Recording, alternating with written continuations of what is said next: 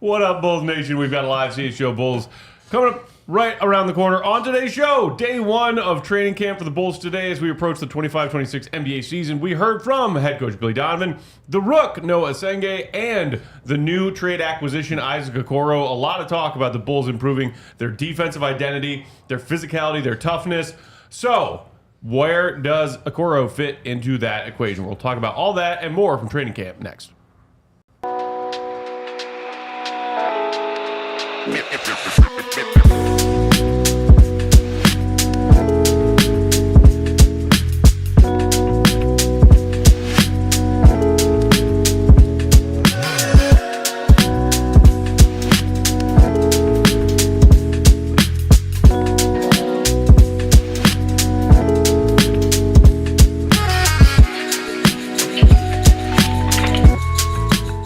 Okay, thanks.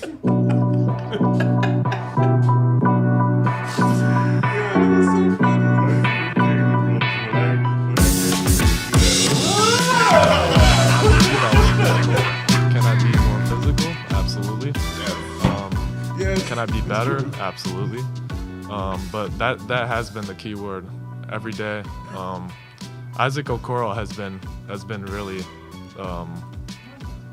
really speaking about the physicality.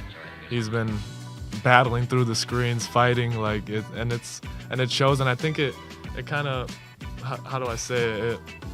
It helps all the other guys. They see that and they want to do that too. So he's been a great leader on that. Physicality is a big part of the NBA, and we kind of saw it in that playing game. Miami was ready to go, and they brought it to us, and we're kind of on the back foot from the jump. So I guess physicality, Isaac obviously adds to that a lot, but it has to be, and it's not about, hitting blokes or nothing like. It's just about it. Physicality, you can, comes in many different ways, but for us, as I said, it has to be a five-man effort, and if one guy's guarding the ball, he knows he's got four guys behind him protecting him. So we have to be the ones to throw the first punch, out of the gates and get other teams on the back foot and get the game on our terms. So whatever that looks like on the night, it's going to be different. But physicality is a thing that, regardless of what's happening on the floor, everyone can bring it. So it has to be a collective effort. And then if it is, I think we'll put ourselves in good stead, going into the year. What's going on, Bulls Nation? Welcome into the CHGO Bulls podcast. Coming to you live from our studios here in West Loop, downtown Chicago. I'm Peck, Bulls_Peck. That's Big Dave. Bow. Bow. BWL Sports, Will the Goat Gottlieb, perfectly coiffed. Will_Gottlieb, and Queen of the Controls, the one and only Katie Duffy. What up, Katie? Hello. Hey, we are here on Tuesday afternoon, and as we sit here right now, the Cubs are 1 out away from securing a Game 1 victory in the NL Wildcard Series against the Padres, baby. We got our CHGO Cubs crew just on the other side of this wall here in Studio A. They've been doing a live watch-along for Game 1. Shout out to them. They'll also do a live post-game show. But we are here talking Bulls basketball. The great thing about it, again, shout out to Studio B. Also, you know how it goes in Studio B. Anything goes in Studio B. Anything goes. That's how number 3 Cubs win. All right. They took the words what I was about to say. I was about to say they're going to let us know this fall if they won or not, if the game is over. They got the victory, 3-1 Cubs. Shout out to them. Commanding 1-0 lead. One more to go, and you get to play the Brewers, man.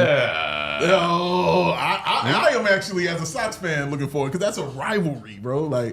And when you all go up to Milwaukee, that's what we call Wrigley North. Wrigley North. When y'all go up there, I can't wait to see that. I really hope that happens. So go Cubs, go. It was a good game. Yeah, it was a good game. I feel like early on, Boyd had I think it was the first or the second inning. Whenever they scored their first run, he got out of the inning with the dude on third, and I feel like that if he had scored, this game was probably, I know they won 3-1, but it probably goes way differently. Just the momentum of it. Dude, they got Go Cubs Go. Bang it. Do you hear the bass on that? Bang it through the speakers. I never knew Go Cubs Go had so much bass in it. For real, when did we get that? I don't know. Jake pulled out his entire giant speaker for this one. Oh, yeah, I've seen that speaker. He warned me before I walked in here, so. Well, I mean, it is an occasion worth noting. Depending on who you ask, this is the first playoff appearance of any Chicago sports team since CHGO launched. Yeah. Hey, the Bulls went to the playoffs in 2022. Nobody remembers that. But we are here. It is CHGO Bulls. We're talking Bulls, not baseball. Yeah. Shout out to the Cubs for getting the win, though. Shout out to CHGO Cubs. Yes.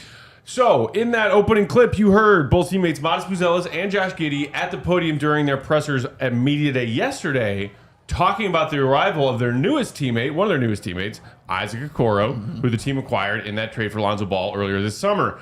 And the emphasis that we kept hearing from not only AK and Billy, but a lot of the players go about this physicality that was lacking in their play-in tournament loss to the Heat, that was lacking all of last season or large stretches of last season. And a lot of people are wondering just how much Isaac Okoro, as one man, one player, can do to potentially bleed some of that defensive identity and defensive talent into this whole Bulls roster. Yeah, and I think that's, that will be to be determined. I think it's going to be a real challenge to get like one player in there, and that solves the defense. But just hearing from Billy, hearing from Okoro, and as we saw in the clip, just coming into the show, like I think that does sort of inspire guys to work a little bit harder on that end, to see the effort that he's putting forward. And at the end of the day, like this is a league where you got to get stops, and like scoring in isolation is the most important thing. That means defending in isolation is pretty darn important too. And the Bulls now have a guy that they can throw at, the Donovan Mitchells of the world, the Jaylen Browns, whoever it may be. Like those guys are pretty much unguardable. Yeah. But can you throw someone at them that will make life hard, that will force them to pass it out 1 out of every 4 times that they might shoot, and that just reduces their scoring output. So I think the attention to the physicality part is really important. And Arturas even said it, like Okoro was one of the first people that they thought of when they were trying to figure out how they can improve on that end. I'm not sure how much one player solves all of that, but like to their credit, they were, I believe, 7th in the final 25 games of the year, final 20 games of the year in defense. They do have some of that in them in terms of physicality, in terms of pressure, and some of the stuff that I do think we're going to see from them. But at the end of the day, like this is something that needs to happen for 82 games, and I think they are starting to lay the groundwork of that needs to be a part of our identity for the entire regular season. It can't just be something that shows up in the second half. It needs to be something that carries us through. Yeah, well said. I think it does solve something for them. Obviously, it gives them, as you just mentioned so eloquently, it gives them somebody to guard the best player on the other team, the 1, the 2, or the 3. He'll be able to guard them, especially in that fourth quarter. So it solves that. Will it work?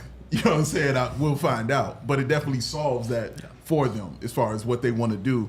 And allowing guys like Modest, to roam a little bit more. Your shot blocker, kind of likes to do that. Even though Modest isn't a terrible, kind of one-on-one guy, moves his feet really well against those bigger players and things like that. But it helps to know that you can just say, no, put him on there, and then we'll worry about other stuff. So it makes coaching very, very better for a guy like Billy Donovan about what he wants to put out there.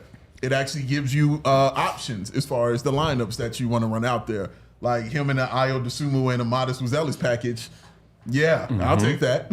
I'll watch that. That'll be defense being played and, leading to some offense on the other end. The protection he can have for guys like Josh Giddey, another guy who likes to roam, he can help that too by defending the best player on the team, and Josh not having to worry about that. He can now focus on that superpower, which is, rebounding. So it helps and solves, in that kind of way. It solves those kind of issues for them.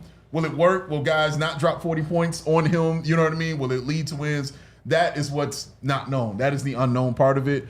But they did a good job in, targeting that guy and saying, we know what we're lacking. We know what we're missing. We're going to go get this, and we'll see if it works. And I think the other thing to add there is that, like, even though you bring in a guy like Okoro, who I do think is a good defender, like, somebody's going to score 40 on him. That's just how it goes. Yeah, like, you're not going to remove NBA, that. bro. It's the NBA.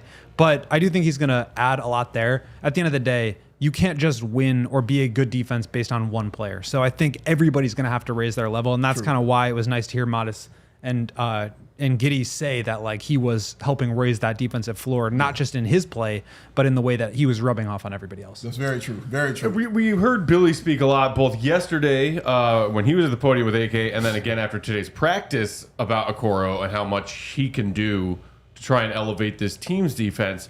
But we also heard from Isaac Okoro himself after today's practice. Goat, you were there in that scrum. Got a chance to ask Okoro a few questions. Was that the first time he met with the Bulls beat since the trade? That's the first time he has, yeah. Yeah, okay. Well, so, Katie, you want to play this clip? This is Isaac Okoro himself talking about his defensive identity, what he's bringing in training camp and beyond. I take a lot of responsibility into bringing a lot of physicality to this team. You know, my first 5 years in the league, that's typically what I did for Cleveland. Pride myself on the defensive side and being physical and, you know, just guarding the other team's best player and just try to cause havoc on that end. Yeah, it's definitely contagious. If you see one of your teammates dive on the ground, go for a loose ball, they're playing hard, like, you don't want to be the guy that is out there looking like they're not playing hard. So it's kind of a contagious thing. Like, if I see Modest take a charge, like, I want to be the next person to take a charge. Like Kobe, Ayo, next person I want to take a charge. So little things like that are very contagious. So that's new Bull Isaac Okoro at today's practice. Shout out to Goat for getting that vid of his Q&A with the media. You know, we heard Josh Giddey at his interview yesterday again, because he talked about it at Media Day a year ago. Defense being a team effort, a 5 guys on the floor effort collectively. You can't replace an Alex Caruso with one other player. But now here we are a year later, and we're talking about, okay, AK clearly went out and targeted this player and then cited him being somebody he wanted to help the team establish their defensive identity, and that's a very important thing on their to-do list this season. Goat, I'm curious what your first impression of getting a chance to talk to Okoro was, and his answer about, I think he was answering a question from Callie about how, like, can you as one guy sort of create some contagiousness of this is what I do defensively, so I'm now going to ask that of all my teammates. Yeah, I think, you know, he obviously is a really smart player. You can just tell by the way he talks about what he needs to do on that end. And I think adding that into the rotation is just always going to be a good thing. And I've said this before, but I continue to think it's like a strong point for the Bulls front office is bringing in guys that are high IQ, high character, that are hard workers. And I think that will definitely help the team. So again, I'm not sure that like he's going to completely transform them, but like I do also think that they are not sort of as bad as they were in the first half of the year when they were like 25th, 26th. They're probably not top 10 either, but like can they be somewhere in the middle or maybe like closer to 10 and then sort of let their offense carry them? I think that's kind of the formula for what this team needs to do. But it's going to take more than, I mean, like you're saying, it's going to take more than him just playing really well. I do think that they need someone to throw on the point of attack, and they don't really have that. Ayo, I think, is really good there. For whatever reason, like it doesn't really seem like he's, I could be wrong about this. It doesn't seem like he's really in the running for the starting spot. It feels like it's really between Okoro and Huerter, just reading kind of the tea leaves. But yeah, I mean, you need to have two-way players out there. He can obviously hit spot up threes. We'll see how that translates to the playoffs. But I think that like when you talk about Modest and where he needs to improve, like he needs to be better at the point of attack. But he's really good at sliding over and helping protect the rim. And so now if you put someone on the point of attack who can help take away some of those drives, it allows Modest to be a little bit more free, doesn't put so much pressure on him to have to clean up everything, and just raises the floor of the group. And I think if you can get, you know, growth out of Giddey, and to his credit, he did take steps forward last year, especially in the second half, just being more engaged on the offensive side, he said has helped him take on that challenge on the defensive side.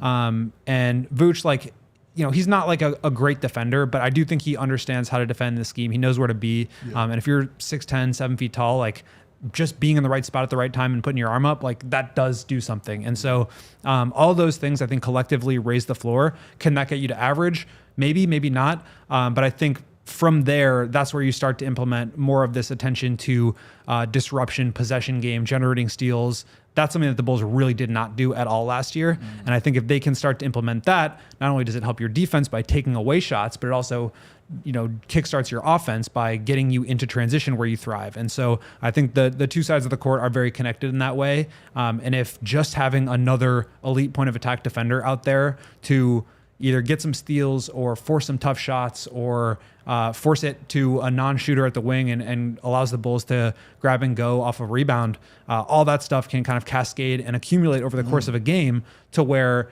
now, you know, I think Billy said today, they average 92 shots per game and their opponents average 95. So like if you can get that down to a wash, or maybe the Bulls are getting an extra possession, like that completely changes your offensive rating and defensive rating. And now maybe instead of losing games by 1.5 points, you're winning them by 1.5 points. And I think that all of that stems from just having a little bit more pressure at the point of attack that can really help the rest of the defense sort of come into place. The same way an offensive star would, right? Like if you have an elite offensive initiator, now you can put your second and third guy into the slot that's most comfortable for them, and that allows you to have more structure in your offense. I think the same is true on the defensive side. All right, we got to knock out our first couple ads right there. When we come back on the other side, we'll hear from Bulls head coach Billy Donovan, who also met with the media after today's practice, day 1 of training camp. Hit that like button for yourselves out there at Bulls Nation, and also for Katie, because she'll bug you until you do. Ads. Oh. Are you thirsty? Always. You need to punch yourself in it. Oh, that crack. Oh, drinking it. Because it's that RC Cola, ladies and gentlemen. Punched in the third. And the first is where he's punched himself. And you only do that with RC Cola. It's the original cola that does not fold under pressure. It's that OG cola, y'all, in a world of spineless soft drinks. Get out of my fridge. Spineless soft drinks. No trends, no gimmicks, no woozies. And no Wazies. Shout out to the GOAT. RC has not changed its stripes since 1905 because it didn't need to. It's that same bold, crisp flavor it's always been. It punches you right in the dang on thirst. So do yourself a favor. Grab some RC at your local store. Stock up on all your end of summer parties, all your beginning of fall parties, back to school celebrations, or just watching the game. RC is the move for whatever you're doing because it's RC Cola, y'all. The true taste of Chicago. Today's show also brought to you by Bet365, and breaking news, new customers now get $200 in bonus bets when you bet just $5 the first time. And win or lose that $5 bet, don't matter. You're going to get that $200 in bonus cash either way. Just remember to use that promo code CHGO365 when you sign up. Football is back. We are all very happy. Yeah. I love throwing bets down on every night that there is football. It's great. Thursday night football, $10 safety net bets available. Sunday night football, $365,000 jackpot. Get in on that action. Monday Night Football also offering a 50% super profit boost token on same game parlays. Double your winnings on parlays with Bet365's 100% parlay boost. So what are you waiting for? Download that Bet365 app. Use promo code CHGO365 when you sign up. Must be 21 and older. Gambling problem? Call 1-800-GAMBLER.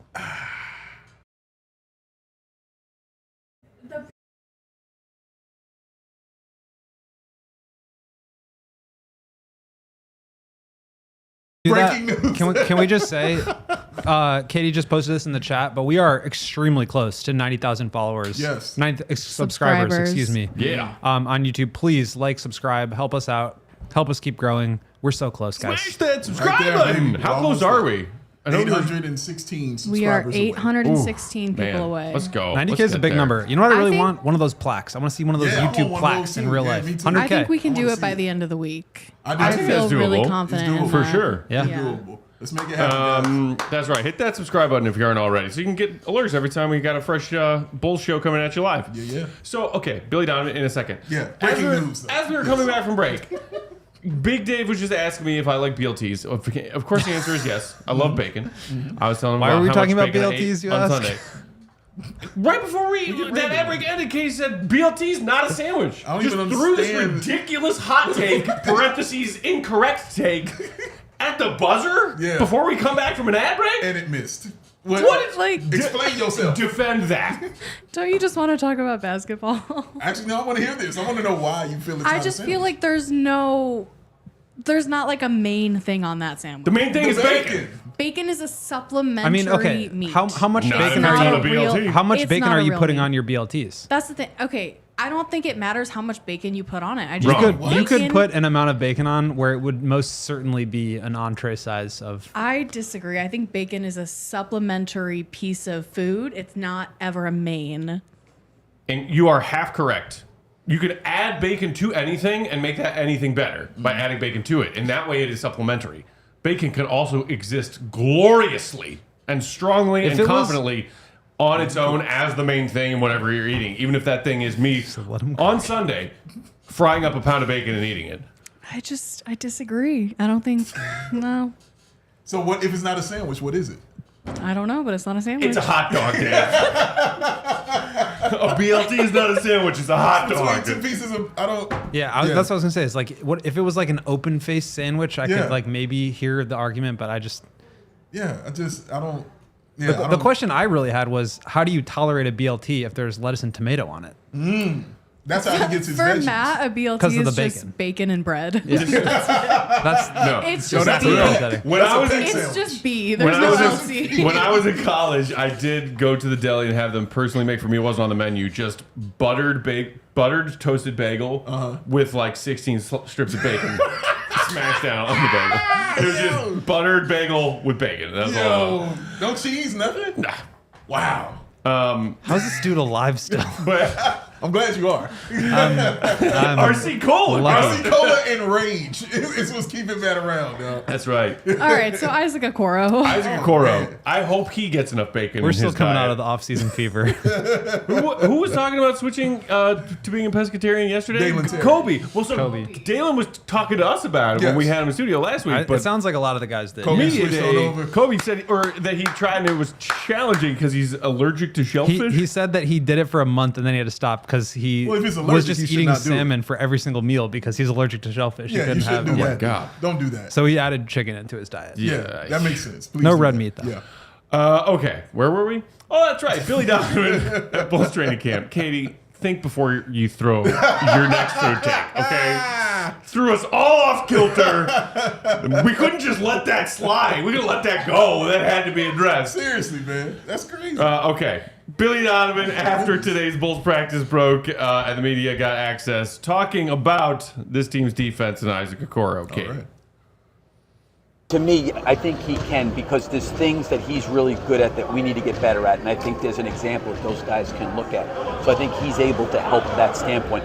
But to put all the physicality just on him, I think there's no way he could do that. But I do think him knowing the league, him guarding some of the best players in the league, the other part of it too is I think the way he plays off-ball screens in pick and roll, him going to the offensive glass, those are things we need to get better at. He's good at those things. That can be, I think, a great tool. And, he could be a great example for a lot of our younger guys. So that was Billy at practice earlier today. The question was, do you think that Okoro can help raise that floor collectively? And specifically talking about helping some of the younger guys out, some of his younger teammates. Again, Isaac Okoro is not exactly a Vooch-aged veteran, himself very young. He's an AK sweet spot. He's young, but he's got experience. Yeah.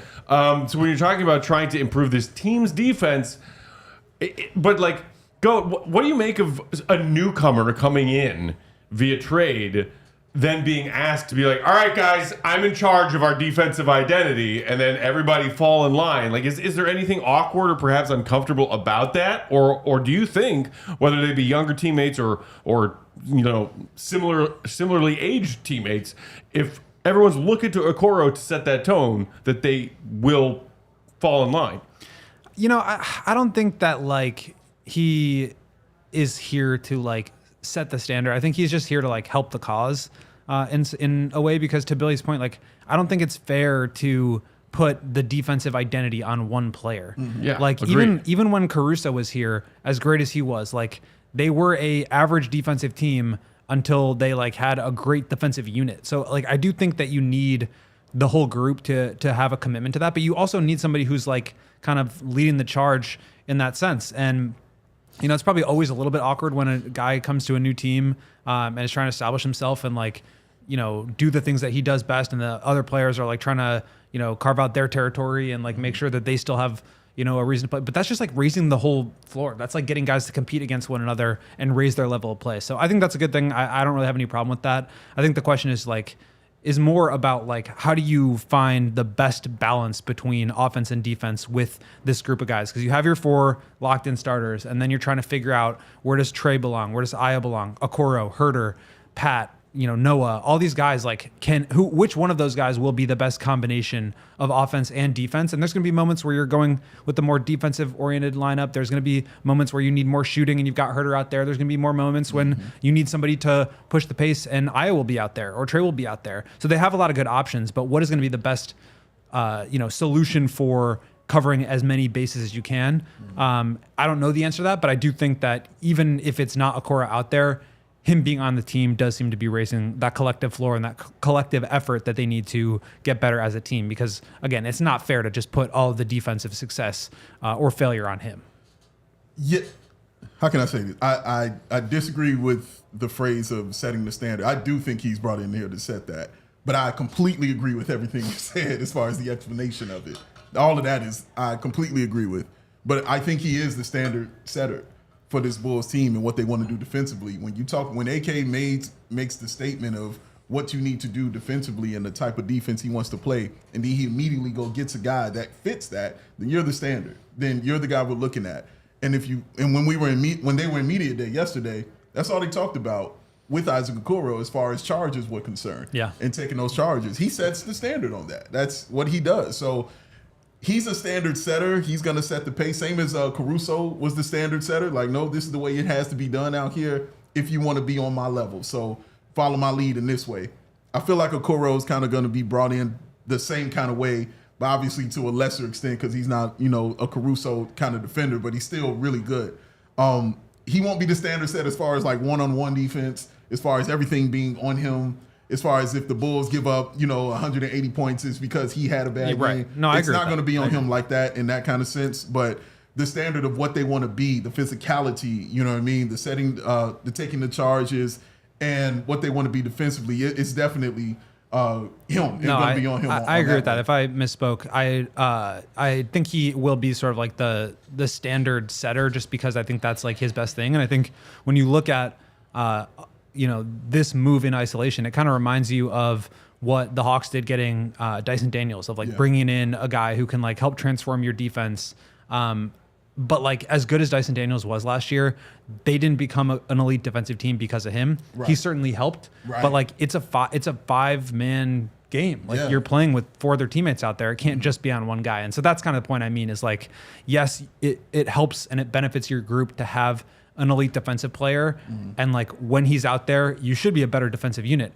But it's also incumbent upon the remaining guys on the floor to raise their level so that it's not just Okoro running around. Because look, I mean, playoff situation, play-in situation, the Bulls are going against the Heat. They started obviously Huerter out there at the 3, but what did the Miami Heat do in the first possession of the game?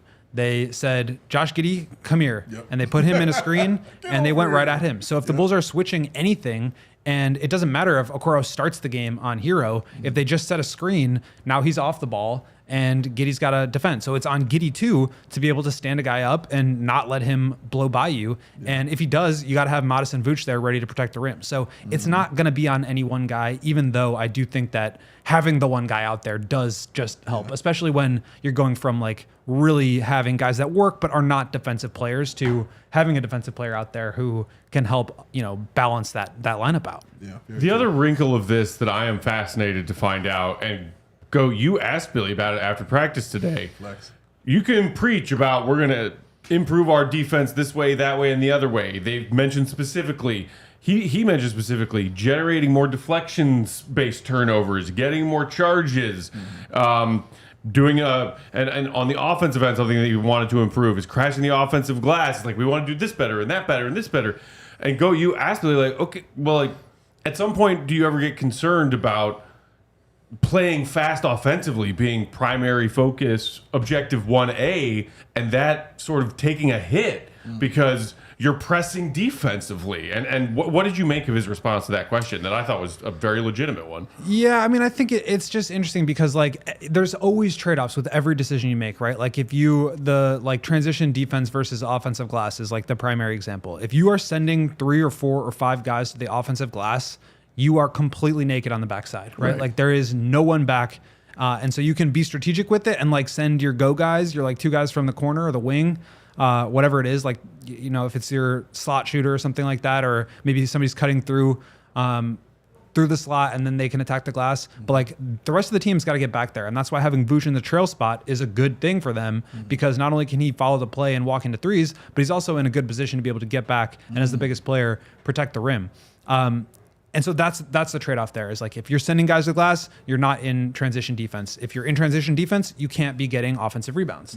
Those two things are mutually exclusive. I think the same is probably true to a certain extent with how you invest your offensive resources. So if you are trying to run teams off the floor and, you know, trying to shoot a bunch of threes and play in transition all the time, are you going to have enough energy to be able to also pick up 94 feet, to be able to also do zone press and pick guys up full court and do all the things that Arturos was talking about? Like maybe, but that was the follow-up that I had was like, okay, well then is there going to be any consideration to playing a deeper rotation of like 11 or 12? And I do think Billy's prepared to play a lot of guys. I don't. And then Sam Smith followed up and was like, well, why not play 15 guys a day and just do like line changes basically, and just get. And Billy was resistant to that idea because I think he feels like it will throw off timing and just like the general cadence of how guys go into games. And like there's, you know, I don't want to say star players on this team, but there's very good players on this team that like deserve to be playing 30 plus minutes a game. So I think that could be an issue, but I also think that they're going to have to be prepared to maybe have shorter stints so that you can have fresh legs out there. And Billy brought up today that like on purpose, he had one of the groups play against two other groups and he kept on subbing out the one group and keeping fresh legs going against the same team. And so they were getting exhausted playing against fresh legs every couple of possessions. And I think that's kind of the mentality that they're going to have is like, can we be a team that is really utilizing their depth and their aggression to their advantage? Because that really is their, you know, competitive edge. We talk a lot about like, what is your way to win? And like with DeMar and with Andre Drummond and with Vooch, it was like, possession battle, not turning the ball over, getting offensive rebounds, not giving up offensive rebounds, never turning the ball over. That's how they win in the possession battle. Last year, it was like, can we just get more shots than teams because we're shooting more threes, we're getting out in transition more. But look, when you do that, you turn the ball over a lot more. When you're, you know, trying to play fast, you have mistakes, and then you don't have a great defensive lineup out there, and so you're giving up points that way. So I think this year is going to be about remaining fast, but also trying to turn down on some of that like mistake stuff and generate a few extra possessions here and there to help supplement their offensive identity because that's what really can, like I said before, change you from like a -1.5 net rating team to a +1.5 net rating team. We got to knock out our second ad break right there. When we come back on the other side, we're going to revisit what we heard from Billy at Media Day yesterday when he was asked about the starting five and that one spot that seems to perhaps be open in competition at training camp. Will it be Okoro? Will it be Kevin Huerter? Katie just asked y'all in the chat. Put your vote in the chat. Who do you think should be the Bulls' fifth starter? We'll circle back to it right after these ads from our friends and sponsors. Hit the like button. Circle. Today's show brought to you by Mando. Listen up, fall is here. It means Chris Barrett, means football, maybe a bonfire. But if you're like most guys, you're still putting in hard work, and yeah, that means sweat. Don't let body odor sideline you. You know that feeling. It's game day. You've been working hard all week, and your lucky jersey, you know the one, maybe it's starting to smell a little too lucky, if you know what I mean. The beer stains, the sweat stains, all that stuff. Oh, all that. Well, just use some Mando. Clinical strength sweat control. One swipe and you're good to go. It controls both sweat and odor for 72 hours. The pits. And after just 12 hours, underarm sweat was reduced by 92%. This stuff works. Yeah. Deodorant re-engineered to stop odor before it even starts. It's double protection. It tackles sweat and odor. And Mando starter pack is perfect for new customers. Comes with a solid stick deodorant, cream tube deodorant, 2 free products of your choice, and free shipping. Just go to shopmando.com. That's SHOPMANDO.com. Use promo code CHGO to get 20% off site-wide plus free shipping. Mando! Smell fresher, stay drier. You're going to need some Mando, y'all, for these deals I'm about to read you because it's going to make you sweat. From my man, Ray! Ray Chevrolet and Fox Lake. They are slashing prices on new cars and giving you big savings all month long. Come in today and shop the model year in sales event and drive home with employee pricing on every new Chevy model. You can get $3,000 to $11,000 off MSRP or check out their selection of over 125 vehicles priced under $20,000. With one of Chicagoland's largest Chevy inventories, you're sure to find the perfect vehicle for yourself and one of the top-selling Chevy dealers in the Midwest. That's what they are. They're able to keep their prices competitive, so you know you're going to get a great deal, and that raised price promise, y'all, lets you shop confidently because the price you see is the price y'all gonna pay. So don't miss out on that model year in sales event going on all month long. For employee pricing on every Chevy model. Stop by Chevrolet. Ray Chevrolet. In Fox Lake or RayChevrolet.com. They've been serving the community since 19. Hey. And we're back. CHGO Bulls rolling along on Tuesday afternoon. Bulls day one of training camp in the books. Thanks for being with us. Hit the like button. Also, hit subscribe if you haven't done it yet, as we are approaching that 90,000 subscriber number. Shout out to each and every one of you who's been subscribed already. Shout out to a couple I met Sunday when I was out kicking it who subscribed also after our conversation. So shout out to them. Shout out to them. Flex. Just Big Dave out and about with the people. Where were you? Hanging out in the city somewhere? Yeah, I was at a bar with a friend, and lady, she had a bunch of boxes on the bar of like Teddy Grahams and Triscuits. Snack? Yeah. Oh. And I was like, why do you have so many? And she was like, what? Why not? And then she cracked them up and she's like, here. And she just gave me a box and was like, go to town. Cinnamon Teddy Grahams? They were chocolate, and then the other ones were plain. I don't think the other ones were cinnamon. Cinnamon's the Cinnamon's the friggin' one, for bomb. sure. And then that turned into a conversation. Are Teddy Graham sandwiches, Katie? Quick question. Do you want me to mute you for the whole show? Because I will. Sure, sandwiches. Sure, I I'll will. go home. I will. I'm curious about her taking my ice cream sandwiches. It's in the name. It's in the name. Yeah, because the ice cream is the main thing in it. But it's not a meal. You know, it's not. It's like it's not. Yeah, it's the same thing as bacon. It's a dessert. So, but by that logic, then BLTs also have to be sandwiches because it doesn't have to be an entree. No, they need a main thing to them. They don't have it. Yeah, it is. Bacon. Bacon is the main thing. No. The main. No. It's got three main things. I will die The on three this letters hill. that Comes first. the sandwich You will. stands for. Bacon, lettuce, I would- tomato. I'm It is dying the on this first hill. thing. It is the main thing. You will. And in some sandwiches, it's the only thing. Ooh. In Matt's world, it's the only thing. Okay. Butter, bacon, bacon. We're wondering who the Bulls' fifth starter is going to be, assuming that four of them will be Kobe White, Josh Giddey, Miles Buzelis, Nikola Vucevic. Could it be Kevin Huerter over Isaac Okoro, despite the fact that AK made the bold trade for Isaac Okoro? Billy was asked by Callie about that yesterday at Media Day because of specifically some strong on-off numbers when Huerter, especially with Io and Trey Jones going out with injuries, down the stretch of that March and April, winning a lot of games, Huerter was a part of that. Huerter was often in the starting lineup for that group, and if that could be something that Billy brings into this season. So let's take a listen to what Billy Donovan had to say about that question. Generally, your second unit guys are going against second unit guys, and no disrespect to any of those guys because it's a hard league to play in. But there's so many things that go into that question. One, last year we staggered Kobe a lot. We played him the first 4 minutes and brought him back with the second unit. But I think those are things we're going to have to really take a look at. And I think, as Arturis mentioned, we're going to have to use our whole roster. And last year was probably the first year that we kind of rotated 10, so to speak, during the course of the game. I think to answer your question, I think that I would be open, and I think being around these guys, they're all pretty much open of doing what's best. Maybe it's starting Kevin, maybe it's starting Isaac. I'm not really sure yet.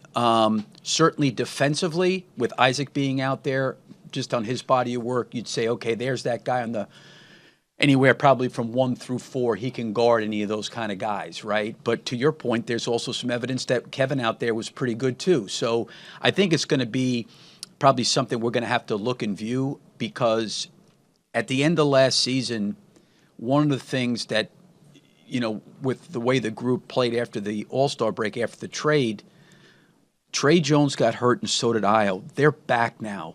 So now you're starting to talk about, how we mix and match and rotate the players in there. And that may take a little bit of time. It may require changing some of the starting lineup or the rotations or how that works. Since this is kind of starting training camp, knock on wood, we can stay whole with our health. That was Billy yesterday at Media Day, and referencing there at the end, knock on wood, if we got all of our pieces available, might mean changing things up, trying new things. Shout out to one of Big Dave's go-tos, not beholden to any lineup. Andrew in the chat just said, who wants to start a small forward, roll the ball out and see who wants it the most. So I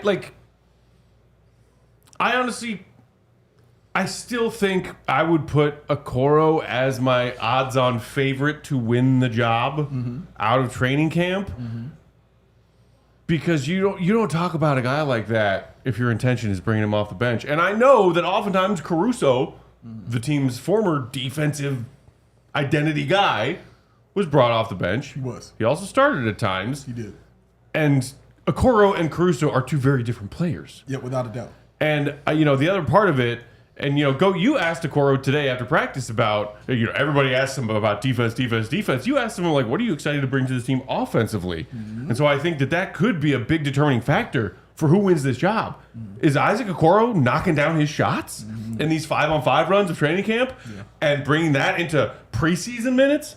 Because if Okoro is running and knocking down his open shots, his catch and shoot opportunities, then that gap between what can Okoro do better or as good as Kevin Huerter versus the other way around kind of builds in Okoro's favor. Yeah, without a doubt.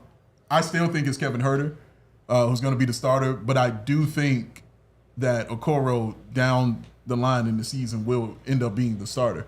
I think, again, it's hard to go against what worked so well for you and what got you to a point where you felt good about the team that you have on the floor. And that took a whole half a season for the Bulls to feel good about what they had on the floor. And having that young man, the Velvet, out there was a huge part of that reasoning. He made them feel good about what they had on the floor, man. The three-point shooting, the fact he can bring the ball up. He's not horrible defensively. He's no Isaac Okoro defensively. He's not the worst, but he definitely brings it down. You know what I'm saying? I'm not saying he's a world beater. He definitely brings it down. He's not the best. But you stick with, I've always been a guy, you stick with what works until it doesn't. And so if it comes out and it's not working, then make the change. Like, you shouldn't even wait that long, to make the change, or give it that long of rope or long of a leash to make that change to put Okoro in. It definitely feels like Okoro fit. Like, if you're just looking at it on paper, if it's a perfect fit. You see that guy, you have all this offense surrounding and everybody who's lacking, defensively outside of Modest like that. As far as like who I would consider above average when I say lacking. I don't think guys are just truly terrible, but they're average defenders. But that dude stands out, and you want your best on the floor. Like, if the playoffs come up and they play the Heat again, Isaac Okoro is starting, all right, without a doubt. He will be out there in that starting lineup. But to start the season, I think you would still go with Kevin Huerter until you don't go with Kevin Huerter. So I don't know. I just feel like coaches tend to stick to what works more so than trying new things. We've seen that with Billy a lot. He's not a guy who he's not beholden to any lineup, but that's during the season and as it goes on. When it's starting out, I think to put his best foot forward, he'll start it with Kevin Huerter. So a couple of stats here because this is why I asked the question of like, are you concerned about the potential trade-offs here of like, trying to do a little bit too much? That's true for like who you're playing to, right? Like, we've talked a lot about the two-way players, the lack of two-way players on this roster. I think you look at Okoro's numbers, he shot 37% on threes, and you feel like that's pretty good. 39% the year before, even better, obviously. But only 5.2 threes per 36 minutes. The prove it I think I had for him was 6 threes per game. Per 36 minutes. Whereas Huerter's probably closer to like 7 or something. Yeah, no, Herter's was 8.6 with the Bulls. There you go. So that's part of it, is the volume. But then think about how that volume affects the way the defenses guard you. And then you think about like the open threes versus contested ones. Last year, Okoro had 0 3-point attempts with a defender within 0 to 2 feet. He had 1 3-point attempt with a defender within 2 to 4 feet.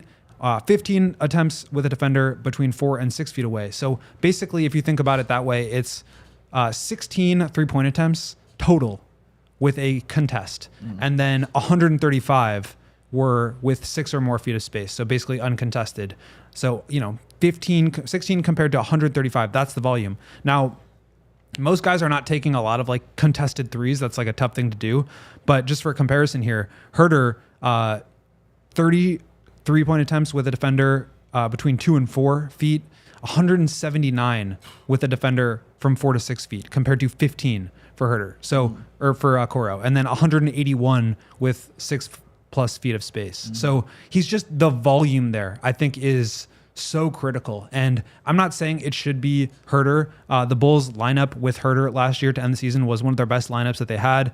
In 294 possessions, Giddey, Kobe, Huerter, Modest, and Vooch were plus 3.3, one of their few positive net rating lineups. And I just think that like the offensive, leaning into that offensive firepower really worked for this team. And I agree with Dave that like, if that's working, why would you go away from it to bring in somebody that could disrupt some of that. And I'm not saying that the Bulls can't be successful with Okoro. I want to see both of those for sure. Yes. I expect that we will. But I think that if you just look at the percentages, it can be a little misleading because the volume is really what determines how defenses defend against you and how they respond to you. And if you're talking about, okay, the Bulls need to get downhill, Giddey needs to get to the foul line, how are you going to do that if there's no space on the floor? If you've got, guys that, if Kobe's got the ball and Giddey's off of the ball, you've got Vooch out there who has gone 29% on threes or 40% on threes. You just don't know what you're going to get from him. Modest has been much better than anticipated, but still, not an elite shooter. If you got Okoro out there and Giddey out there too, it's like there's no space to operate. And I don't think the Bulls should necessarily lean into that. I do want to see it. And it wouldn't surprise me if Okoro is the starter just because of what he can do, as we've talked about with the defensive floor. But I also think there's something to be said for having the offensive firepower out there and leaning into what you do well. Yeah. And for the record, I am making an educated guess that Okoro will be the one in that lineup, starting lineup out of the gate. Not that I think he should. That's not what I'm saying. I think I agree. Lean into what works. Yeah. We saw Huerter in that starting five, despite that group's defensive limitations. Somebody, I think Mark's in the chat just said, there's a defensive gap in that starting five too, especially if the backcourt is Kobe and Giddey. Yes, and I think maybe the Bulls benefited with some opponents' shooting percentage luck down the stretch when, Billy was talking about their defensive statistical improvements post All-Star break after practice today. And so maybe they got a little bit lucky. And also we're just running when everybody else was tired. Yeah. We also, here's a different example of Billy trying something and then reverting to what he believed to work better than the thing that he tried and didn't work. Yeah. DeMar DeRozan was still here. Let's play fast. Let's play having egalitarian equal opportunity offense. Yeah. They tried it for a week. Yeah. It didn't work. It did not. So what do they go back to? ISO heavy, your turn, my turn, DeMar, ISO, DeMar, ISO. If they try Okoro in the starting five and in the name of defensive identity and the early returns aren't great, Huerter's going back in that lineup. Yeah, quick, fast, in a hurry. And I think Go just said it there.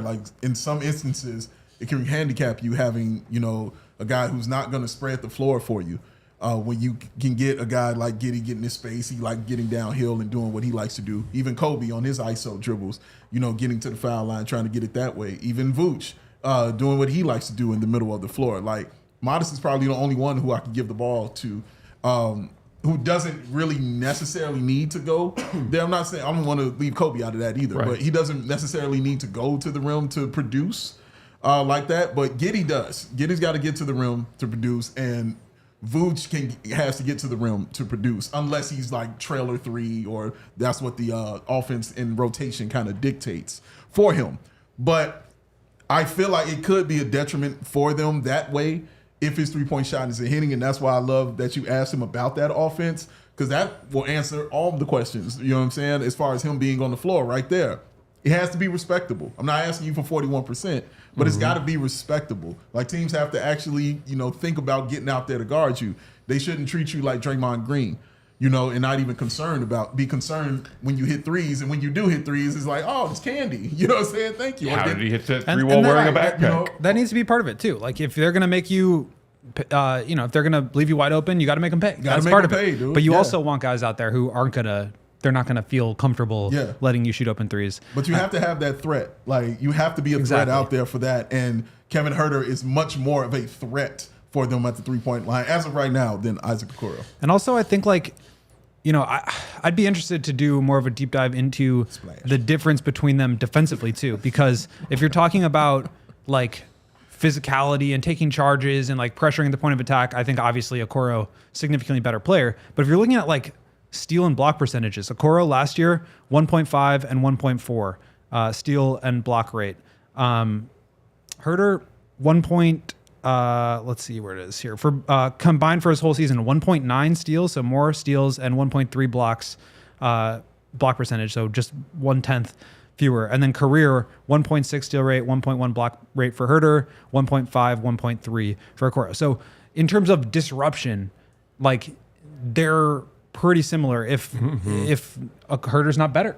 in terms of generating stuff. So again, I'm not saying that is the be all end all of what makes a better defender. I think Okoro is a better defensive player, but like if the gap between them offensively is, Huerter really changing the way that teams have to guard you, and Okoro can make open shots, and then the defense is like kind of the same, the gap tilts more towards Huerter. So again, I really want to see both of these guys, and I think they will probably do a lot of experimenting.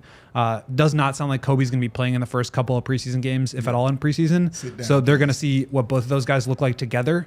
But I just think it's not a foregone conclusion based on what we saw last year and what Huerter's numbers have been on that side. And shout out to our friend Paul in the chat who said, Io, meanwhile, saying, what am I, chopped liver? Yeah. Of course, Io, I think, can become a part of this equation as well this season. Yeah. He spoke about how shoulder, everything went well. He's ready, full participant training camp-wise.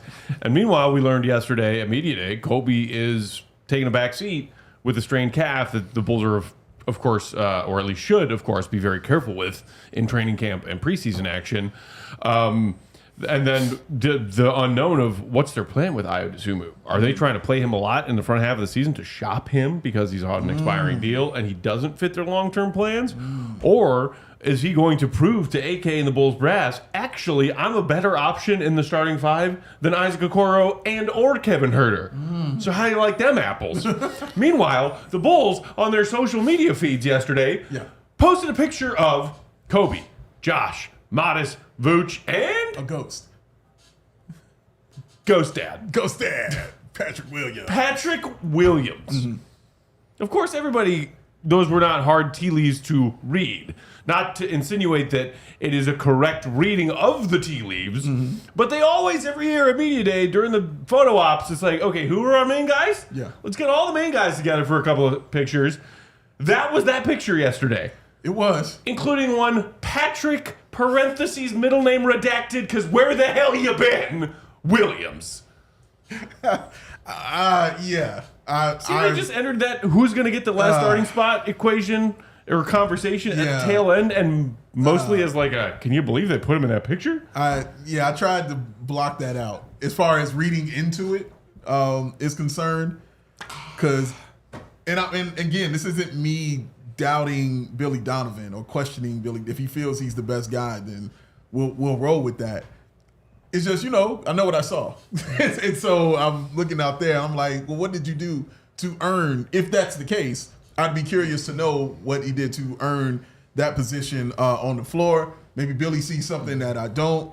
But again, I'm trying not to read too much into the photo. But you're right. Like anytime we see those photos, it's usually the starters together, kind of taking that one photo right there. So, yeah. Yeah, I mean, I think I've said this before too. Like, I think if Patrick's playing well, they're gonna consider it. If Patrick's not playing well, then they probably won't. Like, they do not have a backup four right now, so it's gonna be either him or Noah. I also don't think they have a starting three. So if Patrick's gonna outcompete Huerter and Okoro and all those guys, then like I think he'll get a shot there. It's a good problem to have. I'm not expecting him to do that. Obviously, like last year was what it was, but I also don't think he's going to be quite that bad. Like that was his worst season of his career, and it was, he's still a young player who I think can play better than he has. I'm not saying he's going to do anything in particular. I just think that was a particularly bad year. So I think if he's playing well, he'll have a shot. But again, like this team doesn't have any forward depth. So unless Noah is ready to play backup 4 minutes, like to me, that's kind of where Pat mostly slots in, unless you're going to see a lot of 4 guard lineups out there, which is also a possibility. It is. It's possible, which could mean even harder road for Noah Essengue, the rookie, to get himself some minutes. We did want to touch on him, if only briefly, because they did hear from him. Y'all heard from him after practice today, Goat. I believe it was our friend Julia Poe of the Trib who asked him if he has gotten any sort of inclination as far as his role and minutes for his rookie season. Katie, if you will. We don't talk that much about playing time. I think I just talk as a coach about my roles, like just bring the energy on the court, offensively and defensively, just play the game I play since I'm here. And just help the team to compete for the win.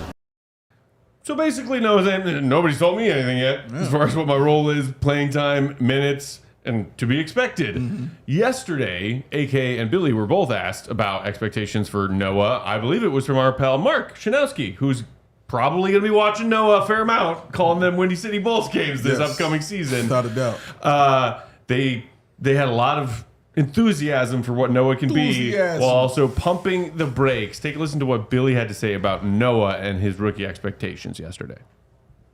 I think being around Noah in Summer League, to Artur's point, I think the one thing that was encouraging to me is I think he's got instinctively a pretty good feel of how to play. Like, he doesn't put himself in a lot of difficult situations. He's very long athletically. He's going to have to get better with his strength. He's going to have to get better, I think, guarding the ball one-on-one. I think his shooting, he's got good form, but that will need to get better. But I think, like Artur said, with his, as young as he is, this is going to be a process for him. But he's a great kid. He's a really good worker. And I think just instinctively, he really knows how to play the game. And that's a huge advantage for a young player. Even though there's physical things that he has to get better with and there's skill things he has to get better at, one of the most difficult things to offset is when a guy just doesn't have a great feel how to play. When I'm talking about his feel, he's very good cutting into open space. He understands how to space. When he does get the ball, he doesn't try to do too much and put himself in harm's way. So maybe a better way of saying his feel is he's got a very, very good understanding of playing within himself. And I think probably what's helped him is being overseas and playing professionally. He really does a good job playing within himself. And as those other areas get better, I think you'll start to see him evolve into the player, we're all hoping he can be. So playing within himself is how Billy sort of categorized what he liked about watching Noah play in those summer league games. And what was it, a 2.5 game sample size, because Noah had that minor injury in his second summer league game that caused him to miss some of those minutes. But he also, both yesterday and then again today, when talking about Noah, reverted back to his progress and progression with Modest and coaching Modest as a rookie, and how minutes certainly aren't guaranteed for anybody that young, and not being afraid to have those teaching moments. What have you made about Billy's thoughts on how much Bulls fans might see of Noah versus not see him this year? Yeah, I think that it's easy to say they kind of laid the groundwork for how they will handle this. But I also think that, there's certainly a different level of expectation or excitement and hype around Noah than there was with Modest even. Obviously, Modest was, at one point presumed to be the number 1 pick. He had played in the G League. There was more film on him. There was more tape on him. And he was just a little bit older. Like, Noah's 18 and a half. He's the second youngest player in the entire NBA. Wow. I think it does get overlooked a little bit how productive he was in Germany. I'm just going to go ahead and plug now the feature that I have coming out tomorrow on Noah, speaking to his German league coach about just how he was able to be productive, what his work ethic is like. But I think the idea that he is just a complete, project that is not going to be able to get any minutes on the floor this year, I don't think that's true. What was it, like 13 minutes per game Modest was playing before the All-Star break last year? I'm not saying it's going to be 13 minutes a game, but I think he'll get minutes, and I think he'll be productive. And I totally agree with what Billy was saying about his sort of intuition and ability to understand the floor, understand where to be, how to space, what to when to cut, the timing. All that stuff is really important. And I think that's what helped him be so productive at such a young age in the German league, which is a professional basketball league. And he was one of the best players in that league. He was one of the most important players on that team. He was starting games in the playoffs. That team went to the finals. And he was a huge piece of that. And I also think the foul drawing, that was incredible. His foul numbers at Ulm were unbelievable, the rate at which he drew fouls. I think that speaks to his intuition about how the game works and where to be. So I do think that he will be able to have some moments this year. I don't think will be quite as much as Modest. And I think that it will follow sort of the same trend of being brought along slowly, making sure that he's learning how to be a pro. He said today that his mom is going to be moving here to be with him. I think having that support will really help him. But this is a huge transition. 18 and a half years old. It's going to take some time. He's going to need to put on muscle. He's going to need to change his body. But I do feel pretty excited about his skill set and what he can bring. And I think it will take some time, but I do feel like it'll translate. As we head to just a few minutes of overtime here on CHGO Bulls, if you want the bonus coverage watching in from one of our streaming services, just head to allchgo.com. We got some people in the chat, Rob, saying Noah's got the height, speed, and verticality to do it all on defense. Just needs some more strength. Paul's saying he'll definitely get minutes. He's a fun player to watch. Jebediah said, yeah, but the German league is awful, though. I mean, look, it's not, whether it's the German league, NBL, Euro League, Right. G League, like we all know it's hard to exactly compare. Yeah. Because the NBA is the NBA. Yeah. And it is at the top.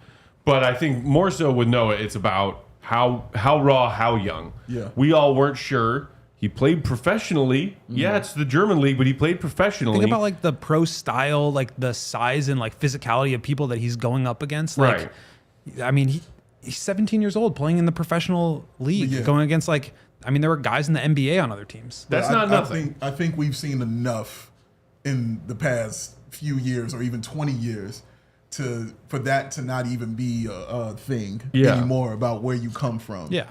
And how you got there. The question is, can you ball? Can you hoop?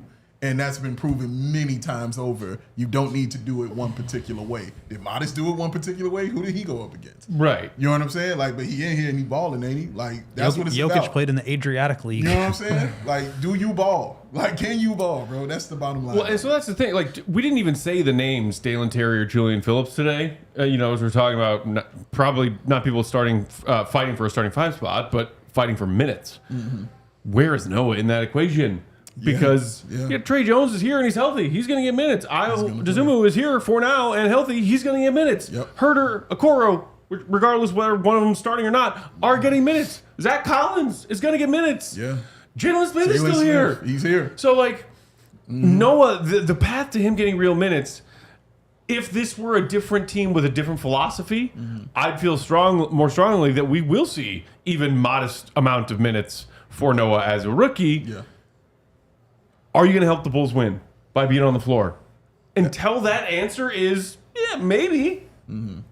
You're not seeing the floor. Maybe Billy will give him some spot minutes here and there just to keep his confidence up, to keep his enthusiasm, to keep him locked into what's going, so you can create those teaching moments as a coach. Yeah. Get out there, make some mistakes, and then I'll tell you what the mistakes were when you come back and sit next to me on the bench.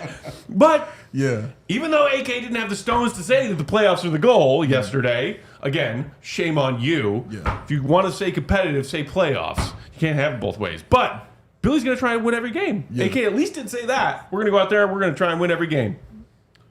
Okay. Until Noah proves that he can help by being on the floor, win you games, he's going to have a hard time seeing that floor. He is. And being a rookie, I think just being a rookie in general is the reason he's going to have a hard time seeing the floor. It's, again, Ayo Dosunmu was a rare. He was a unicorn. That was a little different thing. Usually a rookie's going to come in and it's going to take a little time for him to get acclimated, especially first and foremost to the coach, because that's the person who controls whether you go in or not.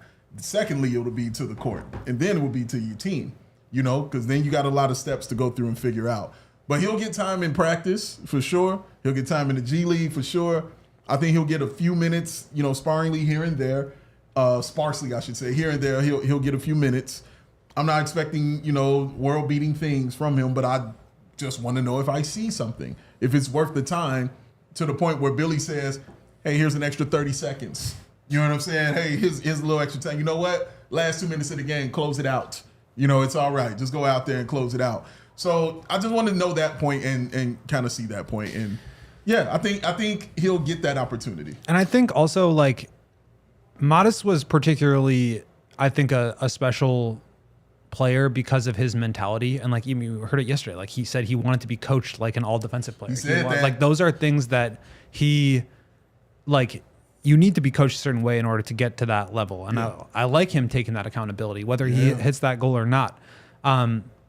I don't know if Noah will have that same mentality. That's actually one of the things I talked to his coach about. So that will be in the article. But like, what his mentality is, I think that will also determine how much playing time he gets, because can Billy feel comfortable really digging into him and telling him what he needs to do better, what he did wrong, how he can fix it.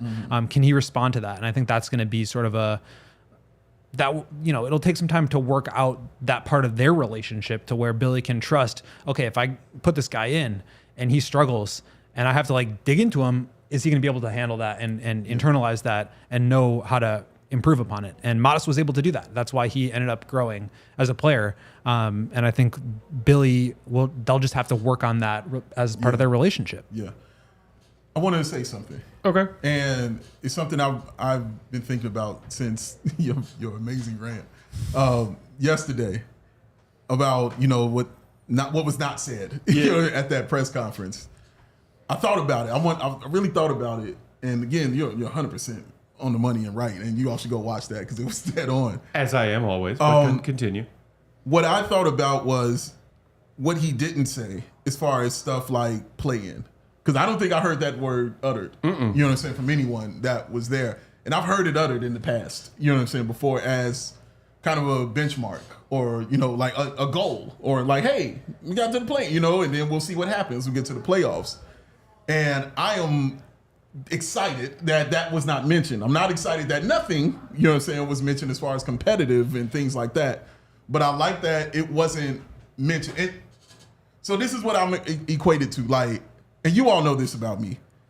Y'all know when we're doing the set, I like having that trophy like on the left side, right? Delario O'Brien, mini-sized. I love having it there. And because it meant something to me. It was something personal that I'm not going to get into, that it really meant something to me sitting there on that side. After I came back from vacation, I remember Sarah was setting up the set and she was like, oh, I forgot to put your trophy there on the left side. And I said, first of all, thank you. But you can put it anywhere you want. I don't really care anymore. I was like, because it doesn't mean what it once meant to me. It doesn't represent what it once represented sitting over there. So I didn't care, anymore about where she put it. When it comes to that play-in, it meant something to the Bulls because it was a thing. You could say in that first time that they went, DeMar, you know what I'm saying? Like they're coming off of the playoff run. They had a bunch of injuries, but all right, we'll make the play-in and see if we can get in. In that second year, we had a really tough year. But look, we got Vooch, we got Zach, we got DeMar, we got Caruso. We get to plan, we'll see what happens. Kobe's doing stuff. And plus the younger guys can get a little experience. In that third year, we weren't really, thinking about the plan. But look what happened. The team kind of changed it. And as young guys, it's good, to get there to the postseason. It can't mean what it meant anymore. You can't use that anymore as a benchmark or as something that you're trying to achieve. It should not mean the same thing that it meant to you previously. It should now mean nothing because that should not be what you're achieving and trying to get to. Now it's trying to get to that next level, which is the actual playoffs. So like when Matt is over here saying, we know what competitive means, dude. You're talking about the actual playoffs. Then cool, say that. I'm okay with you saying that. But I am happy that you didn't say play in because I didn't want to hear that as far as this is a goal for this team right here anymore. It's not. Those guys have experienced it. They've gotten it. They've dealt with it. It's not a goal anymore for this Chicago Bulls team. And I hope that that's the way that they're looking at it. All right. We got to get out of here soon, but I will just say this quickly in response. I'm happy that it made you happy to not hear that yesterday. It did. To me, it was never on the table as something that should be allowed to be talked about as if it were a good thing. Agreed. The only scenario where you could talk about the play-in tournament and going to it, whether or not you win your way out of it, as a goal to strive for, is if you are a young rebuilding team. Year 1 or 2 into starting over. Hey, let's get a little taste of what playoff-ish basketball is like. Young guys figuring it out. Yeah. The Bulls were patting themselves on the back for going with a veteran team. So no. I was never for, like, hey, this year they had this excuse, that reason, and this whatever to be happy about going to the play-in tournament. No. From this Bulls fan's point of view, that was never something that should have been applauded by them or Bulls fans. For the love of God, aim look higher. Some of the legitimizing of what Bulls fans see and want versus, oh, God, okay. You know what? No, we don't have time for that today. We got to get out of here. Again, quick reminder, breaking news. Kuminga, what do we got? Ending a summer-long stalemate, Kuminga has agreed to a 2-year, $48.5 million contract to return to the Warriors. There you go. The deal is expected to be ripped up and renegotiated next summer. Awesome. Well, that domino finally falls. Another reminder, tomorrow you got a column dropping. A big feature, yeah. Big feature piece on Noah Essengue, in which you also talked to his former pro German league coach, yes? Correct. That is a Boom. There is your latest reason to become a CHGO diehard if you aren't one already. Katie put up that QR code earlier on. Take advantage of it. We've got a sale going on. Take advantage of that. Couple of different options, t-shirt and hat, plus that discounted dropped price for your first year when you sign up, and all the other discounts and perks it comes with. We are back tomorrow, same time, same place, 4:30 Central, breaking down day 2 of Bulls training camp. Who will we hear from? What will they say? We will be here to talk about it. In the meantime, read good stuff, allchgo.com. Follow him, Will_Gottlieb. Big Dave is at BAWL Sports. Yeah. I'm Bulls_Peck. We are CHGO_Bulls and are always hardworking. Queen of controls, the one and only Katie Duffy. Sean got Sox coming up at 6 Central. We still got CHGO Blackhawks post game on deck for another preseason battle against the Red Wings. Tune into our CHGO Hawks guys as well. Have a great night. We'll talk to you tomorrow. See Red be good. Go Cubs. Subscribe. Go Cubs. We all silly like the mayor.